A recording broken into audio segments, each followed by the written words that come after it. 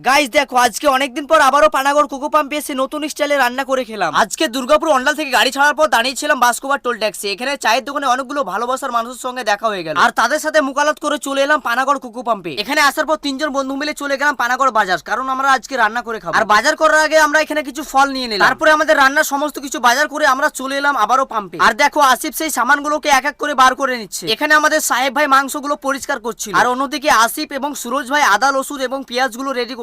তারপরে দেখো আমি গরম তেলের মধ্যে পেঁয়াজগুলো এবং লঙ্কাগুলো দিয়ে দিলাম, আর এর মধ্যে সামান্য পরিমাণে লবণ অ্যাড করে এটাকে ভালোভাবে নাড়াতে লাগলাম, কারণ লবণ দিলে পেঁয়াজটা ভালোভাবে গলে যাবে। তারপরে পেঁয়াজগুলো হালকা লাল করে তার মধ্যে আমি মাংস দিয়ে দিলাম, আর এভাবেই মাংসগুলো ভালোভাবে কষে নেওয়ার পর এখন আমাদের রান্না কমপ্লিট। এরপরে দেখো সবাই মিলে আমরা গোসল করে এসে একসঙ্গে খেতে বসে গেছি। আর আজকে দেখো আসিফ সবাইকে ভাত খুলে দিচ্ছে, আর আমি সবাইকে মাংস বেটে দিচ্ছি। তারপরে আমরা সবাই মিলে একসঙ্গে খাওয়া দাওয়া শুরু করলাম। আর হ্যাঁ, তোমাদেরকে আমাদের এই ট্রাক ড্রাইভার লাইফ স্টাইল গুলো কেমন লাগে অবশ্যই কমেন্টে জানাবা। তারপরে আমার সঙ্গে দেখা করার জন্য চলে